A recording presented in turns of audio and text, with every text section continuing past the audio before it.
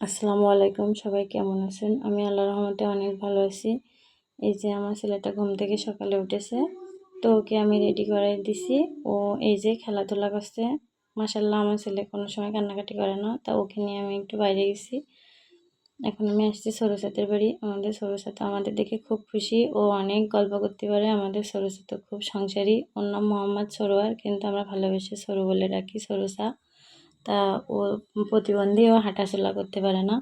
সরুসা বলল কাকি সিঙ্গাড়া খাবো, তাই আমি আজকে চলে আসলাম সিঙ্গাড়া বানাইতে। এই যে সিঙ্গাড়ার জন্য প্রথমে 1 কাপ মতো আটা নিয়েছি আমি। এতে স্বাদ মতো লবণ, তেল আর কালো জিরা দিয়েছি। দিয়ে আমি এই যে হাত দিয়ে একটু মিক্স করে নিচ্ছি সুন্দর করে। আটা সুন্দর করে মিক্স হলে সিঙ্গাড়াও খেতে ভালো লাগবে। তো এগুলো করতে করতে আমি সিঙ্গাড়ার জন্য আলুটা রেডি করে নিয়েছি। আলুটাও আমার রান্না হয়ে গেছে। আলুটা এই যে দেখুন সুন্দর করে আমি রান্না করে নিয়েছি। আলুটা রান্না হয়ে গেছে। এখন আমি আটা মেখে কিছুটা ঢেকে রাখছিলাম 5 মিনিট মতো। তো এই যে রেস্টে রাখার পরে আটাটা এখন এরকম হয়েছে।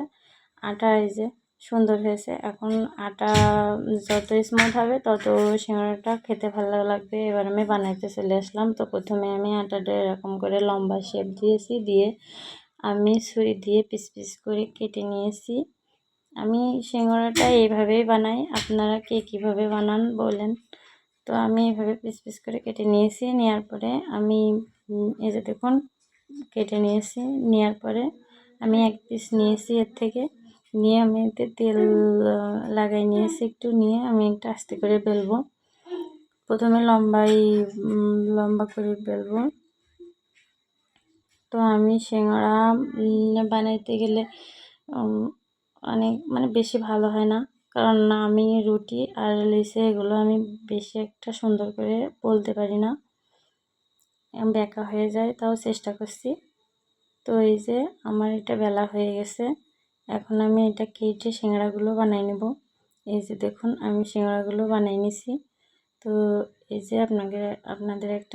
আপনাদের একটা উঠায় দেখাচ্ছি কেমন হয়েছে। এই যে দেখুন এরকম হয়েছে। তো মাশাআল্লাহ সুন্দরই হয়েছে, খারাপ হয়নি।